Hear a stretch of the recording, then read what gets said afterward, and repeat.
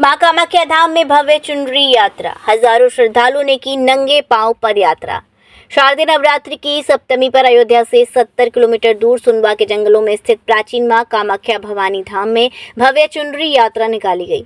रविवार को आयोजित इस आयोजन में हजारों श्रद्धालुओं ने नंगे पांव चलकर माता को 300 मीटर लंबी चुनरी अर्पित की। 3 किलोमीटर लंबी इस शोभा यात्रा में जयकारों और घंटियों की गूंज से पूरा क्षेत्र भक्तिमय हो गया। कार्यक्रम की अगुवाई स्थानीय विधायक रामचंद्र यादव और मंदिर न्यास ने की, जबकि राज्य महिला आयोग की उपाध्यक्ष अपर्णा यादव ने कन्या पूजन और भंडारे में भाग लिया। योगी सरकार द्वारा क्षेत्र के विकास और नगर पंचायत गठन के बाद ये धाम आस्था के साथ साथ पर्यटन का केंद्र बनता जा रहा है। आज मेरे लिए बड़ी सौभाग्य की बात है कि यहाँ मैं रुदौली आई हूँ, अयोध्या में, राम नगरी में। और सर्वप्रथम मैं रामचंद्र जी का, जो यहाँ से हमारे आदरणीय विधायक हैं, उनका बहुत बहुत धन्यवाद देना चाहती हूँ कि उन्होंने इतना सुंदर कार्यक्रम की संरचना करी है, जिसमें परम श्रद्धा के साथ 300 मीटर लंबी चुनरी चढ़ाने का जो है सभी ने यहाँ पर मन्नत मांगी थी। और सबसे बड़ी बात है कि बड़ी सौहार्दपूर्वक बहुत जयकारा करते हुए पूरी यात्रा 3 किलोमीटर से भी लंबी यात्रा यहाँ पर भगवती के निमित्त करी गई। और ऐसे सांस्कृतिक, ऐसे सौहार्दपूर्वक यात्राओं में मुझे लगता है हर जनप्रतिनिधि को भाग लेना चाहिए। आदरणीय प्रधानमंत्री जी लगातार इस पर जोर भी देते हैं कि हमारे यहाँ कल्चरल फेस्टिवल जितने भी हों, चाहे धर्म से जुड़े हुए हों, चाहे संस्कृति से जुड़े हुए हों, उनको अच्छे से हर त्योहार को मनाना चाहिए। और उसी के निमित्त आज हम रुदौली में आए हैं। बहुत अच्छा लग रहा है यहाँ पर माहौल। नवरात्रि में आपने देखा होगा इतनी बड़ी यात्रा निकली, किसी को किसी प्रकार की चोट नहीं पहुंची। यहाँ पर जो बच्ची माता रानी बनी है, बहुत बड़ी बात है कि वो नंगे पांव चली है 3 किलोमीटर, और उसने अभी तक पानी नहीं पिया है, वो अनुष्ठान में है। तो ये पवित्रता है और बड़ी श्रद्धा है हर बच्चे के भाव में भी जो माँ बनी है। और मुझे लगता है साक्षात, कहते हैं कि जब साक्षात्कार होता है भगवती से तो उसी स्वरूप का गुण आने लगता है, तो उसमें भी शायद मुझे लगता है यही जी। मैं सबसे पहले तो यही मांगती हूँ कि प्रदेश में खुशहाली रहे, हमारे राष्ट्र में सब कुछ अच्छा रहे, लोगों की आजीविका अच्छी हो, खेती अच्छी हो, और जो है राष्ट्र अच्छा रहे, हमारे जो है बॉर्डर सुरक्षित रहे, हमारे भाई जो हमारी सुरक्षा में है, हमारी बहनें जो हमारी सुरक्षा में, उनका जो है उनकी भी सुरक्षा माँ होती है। माँ कामाख्या के आशीर्वाद से आज भारत जीतेगा। और मुझे लगता है आदरणीय प्रधानमंत्री जी ने जैसे सिंह दहाड़ करी, कहा कि 56 इंच का सीना कभी जो है छोटा नहीं होगा, कभी हमारे भारतवर्ष का सर नहीं झुकेगा, उसी प्रकार से भारत आज मैच जीतेगा।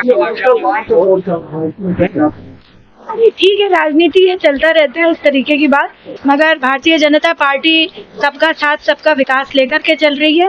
और आदरणीय प्रधानमंत्री जी का जो 2047 का मिशन है कि हम सब कुछ ऐसा कर देंगे जैसा पहले की सरकारें कभी नहीं कर पाई, और भारतीय जनता पार्टी ने करके भी दिखाया है।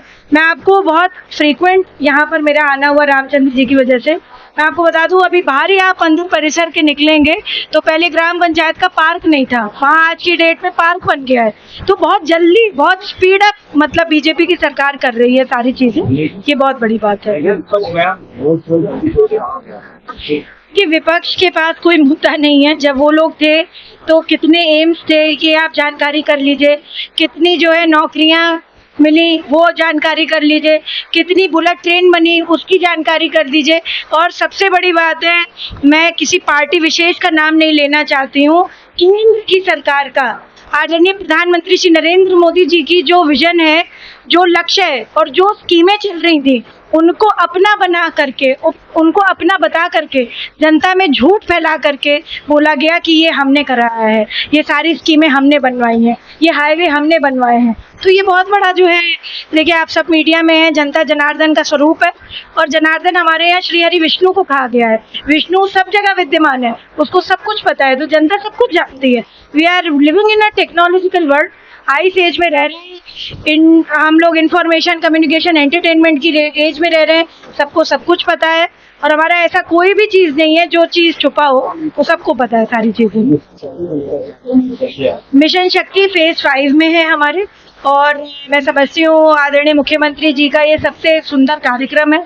हमारे डबल इंजन की सरकार में बहुत ही जबरदस्त तरीके से मिशन शक्ति को जब पहली बार शुरू किया गया तो 6 महीने के अंतराल में जो चैत्र नवरात्र से इस मिशन शक्ति को शुरू किया, शारदीय नवरात्र पे इसको खत्म किया गया था जब फेज 1 में था ये। तो आप देखा होगा आपने कि 80 फांसियां दी गई, आज तक 80 फांसियां रेप जैसे केसेस में, मोलेस्टेशन जैसे केसेस में और ऐसे केसेस में जहाँ पे सेक्सुअल ऑफेंस हुआ हो कभी नहीं दी गई, और 6 मंथ के पीरियड में ये सबसे फास्ट। मतलब हमारे देश में एक फास्ट कोर्ट का एक कॉन्सेप्ट आया था बहुत पहले 2012 से पहले, तो हमारे यहाँ पर आदरणीय मुख्यमंत्री जी ने मिशन शक्ति में ये करके दिखाया। तो ये अपने आप में बहुत बड़ा एक नजीर बनी है। और मिशन शक्ति फेज 5 में हमने आदरणीय प्रधानमंत्री जी का जो कुपोषण पे कार्यक्रम चल रहा है, पोषण माह चल रहा है, हमारे यहाँ पर आदरणीय प्रधानमंत्री जी की जो विभिन्न स्कीम्स चल रही हैं उसको कोलैबोरेट करते हुए स्टेट की स्कीम्स कर रहे हैं। कन्या सुमंगला योजना के हर जगह हर जिले में 66,000 से ज़्यादा लाभार्थी हैं पर ईयर।